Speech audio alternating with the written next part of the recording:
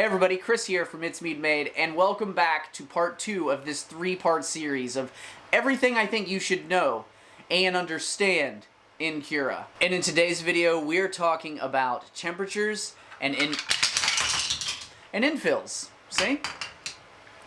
And in today's video, we're talking about temperatures and infills. So, let's get into it.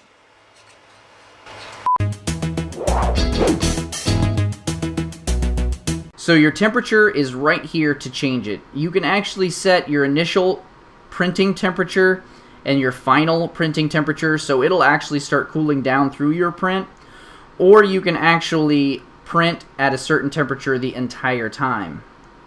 Another thing you can change is your temperature on your initial layer. Sometimes you might want to print a little hotter to get a little more of a flow of your filament, and that's really just dependent on what you're wanting to do.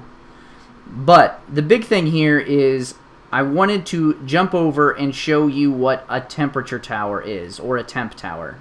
Okay, so what these are is temp towers or temperature towers. I actually have a link to the one that I use in the description below. And what you do is you just hit print on these, load it on your SD card and hit print, and it'll actually print this out for you. And what it does is it prints every little section at a different temperature. And doing this, you're going to find out what the perfect temperature is to print your filament at.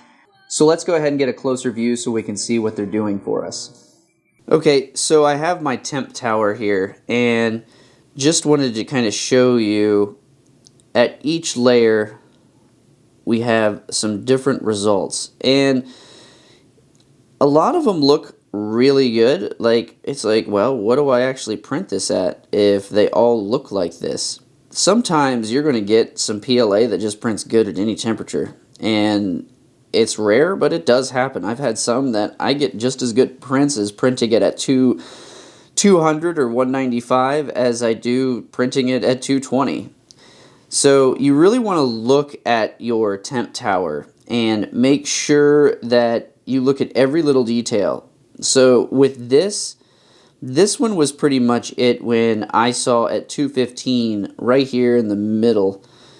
Here's just a completely different filament, and 195 is the perfect temperature for this. But just to show you, look what happens when it gets hotter. It gets really bad with the oozing and things like that. And this is maybe what your temp towers are looking like, and you don't want that. So you really got to look, because then I've got bubbles and pops here, and it's just looking terrible. But when I'm right here at 200 and 195, it's looking really great. So I ended up using 195 for this because it just looks really good. So print a temp tower for every single spool that you are getting that's new, that you're not used to. This is going to save you a lot of aches and pains, and it's only an hour print. Alright, so the next thing you really need to know is your infill. And infill is right underneath the thing called infill. So you click on that drop down. Your infill is that inner support structure inside your 3D print, to be able to give it something to print on when there's overhangs going in towards the model, on the inside of it. Like if you have a flat top, it actually prints on the infill. And it also gives it nice structure and makes your print strong.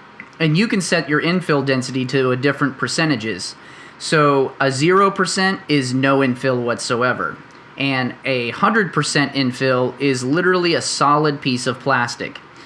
So the one thing about infill, the more and higher of an infill you have, you're obviously going to be using more filament. The less of a density, obviously less filament. So you want to try to find that happy medium of using the lowest infill you possibly can while still getting the proper use for that infill. But if you need really strong prints, then set it to like a 50% infill, because that is going to be a really solid piece of plastic. And choosing the right infill for that, because some are stronger than others. For me personally, I will change this anywhere from 8% to 15%. Because if I want something, you know, a little stronger, say it's a bigger piece and it needs to be filled in pretty good, 15% usually does it for me. So then another thing is when you're changing your infills, these are all of the different types of infills there are. Now, I actually printed out examples of every single one of these except this one, Lightning. Lightning is one of the newest infills there is in Cura, and it is honestly really freaking cool. But me printing it on a box, how I'm showing you in the examples, it really wouldn't do anything. Alright, so to show you Lightning, I went ahead and switched over to the full bust of this Deadpool, and I have the infill density cranked up to 15 to really show you. Now the one thing about Lightning is it does not really help you in any way to make your models stronger.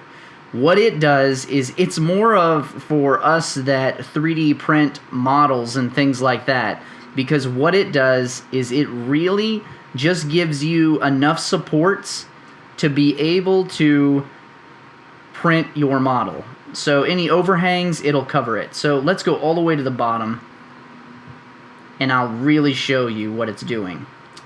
So they call it Lightning because it just kind of looks like bolts of lightning. It's really sporadic and random. But what it's doing is it's trying to figure out where does it really need to be for the top layer that it's going to be printing. So you can see as it grows, it actually gets bigger. And then when you're finally getting to an area that is going to have coverage, it actually is supporting it enough.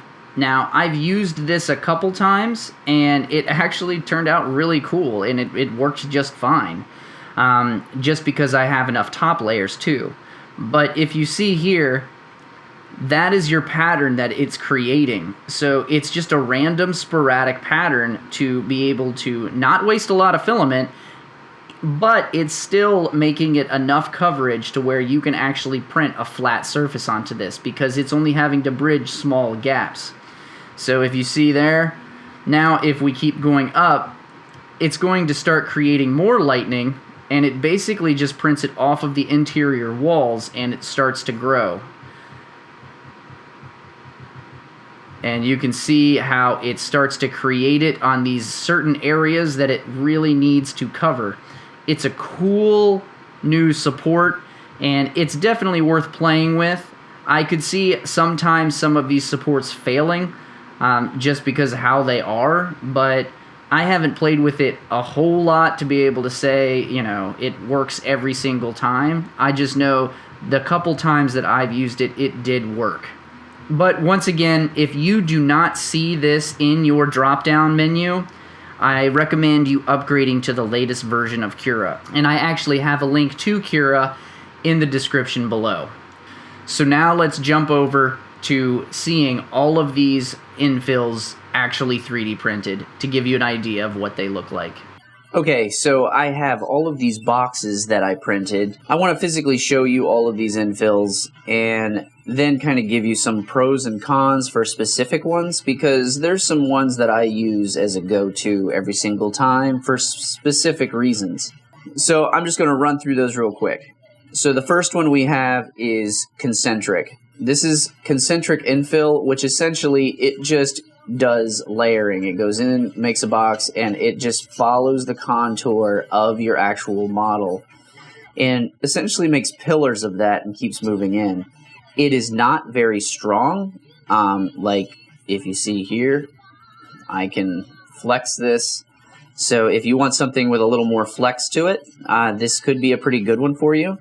It does have a pretty quick print time, and I have had very few fails with using this. So concentric. So this one is cubic infill, and what it is essentially doing is it makes cubes, but it puts them at an angle, so a 45-degree angle. So it's setting like that if it was. And it is a pretty strong structure, and it also prints pretty quick too. So you can see I cannot bend this. Very strong, and honestly, it's a pretty to watch. So then there's tri-hexagon. This one is basically just made up of hexagons and triangles. So if you kind of look at it, it's like the Star of David. It is a pretty strong infill, and it just basically prints it straight up. There's nothing crazy about this. So, but yeah, moving on. Here's another. This one's a lot like cubic, but this is cubic subdivision, and it's basically, it just breaks it up more. It is just as strong, and it's a good infill. And the most common, grid. So grid is exactly what it looks like. It's basically a grid. It is not as strong as some of the others, so you can squeeze this, break this easily if you've got something thin, but it's still a classic. This one's kind of cool, octet.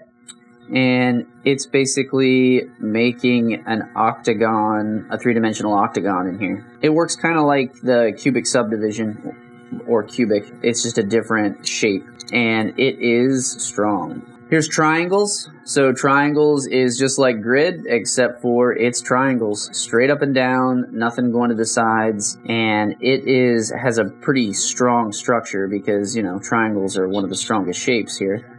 So to try to crush this, it will take a lot of force. All right, next up. I know these two look the same, but they're not. This is zigzag, this is lines. And the difference between zigzag and lines is lines will literally draw, retract, move up, and draw another line, retract, and so you can see it keeps picking up and moving, picking up and moving, picking up and moving. Zigzag, here's the crazy part about it, it actually zigs back and forth. So it goes up, and then it will move over, and then down, and then move over and up. So it actually is a zigzag pattern. So it goes over, zig, over, bam. So it does not stop pushing out filament when it's doing the infill pattern. This stops and moves over to the next point. This just keeps pushing out filament to the next one. Is there really a big difference here? No, not really. You could save a little bit of filament if you go with lines, but at the end of the day, it still has to move there. I don't honestly think it's that big of a deal. So here is infill quarter cubic. It's basically a cubic infill, but it cuts it into quarters. So you can see here that there's just an extra line cutting into each of those blocks. Makes it a rectangular shape, and it is pretty good for an infill. Moving on to some of the coolest ones. Here is cross, and it basically just makes a cool cross. Like, I just think it's really cool to see in 3D prints and things like that while they're printing. But other than that, it's just cool to look at. It is a little weaker than some of the others, but that's why they developed. Here is the Cross 3D. So it's a three-dimensional cross that it makes, and it does give some more structure to it. It is a pretty good infill. The only thing you got to worry about with some of these infills is when you're covering over, you've got some pretty big gaps here. So if I was going like that, it would actually be drawing a line from here to here without touching anything. So you could get some saggage and droopage there, and that would not be good. And lastly, literally my favorite infill, gyroid. Gyroid is fantastic.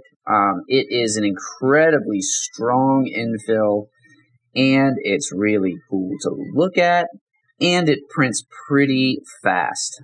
Like, it's a pretty quick one to print with, because it just kind of goes whoop, whoop, whoop, whoop, and that's it.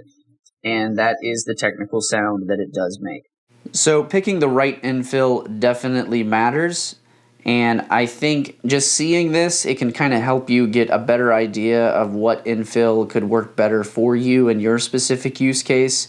Because sometimes there are specific ones I jump to every single time, and knowing that it's going to do exactly what I need because I need that strength, or I need something that has a little bit of flex to it. But at the end of the day, I strongly recommend you just starting to toy with different infills and see what kind of results you get. I honestly always love asking people like what's their go-to infill, because it's almost like a preference of people are like, oh, I only use that, and me specifically is gyroid. So yeah, leave a comment in the description and tell me what your favorite infill is. I'm kind of curious. So if you're 3D printing and you're really looking for precision, say I want to get a 20 millimeter box, and you print a 20 millimeter object like this cube right here, it's 20 millimeters. But when I print it, it keeps coming out to be 21 millimeters. So then you're having to come over here and scale it down by, 0.1%. But there is a way to make sure that your prints are incredibly accurate, or a lot more accurate than you're getting. And that is under walls. This feature, I feel like, doesn't get enough recognition, and it's outer before inner walls.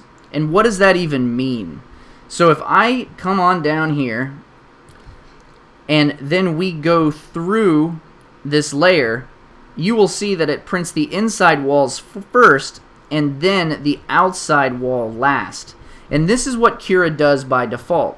And most of the time, this is what we want, because it will actually be more beneficial to do this when you have overhangs. If you don't want to have supports, it gives more filament to stick to. But if I'm wanting an incredibly accurate 3D print and I need to have it a specific size, checking this box will do this. So once I have that checked, you can see the first thing it prints is the outside wall, which will give me a more accurate 3D print. And why is it more accurate? So when it's printing the outside first, each layer it does, it could be pushing some filament out on the side. And then when it gets to the last layer, there's more filament here, and it's squeezing that filament out the edge, and it's making it a thicker model. So if you're having some issues with your accuracy, if you're really needing that, this is something you might want to mess with. But if you're just 3D printing for fun and you don't really care what the size is, you're just trying to get it printed, you don't have to worry about this setting. But it's a good one to keep in the back of your mind. Alright, so we have actually gotten all of the basic settings down with these few things that we've gone over. But there's still some more advanced things that we need to get into to really hone our print profiles. And that's going to be right here in the next video.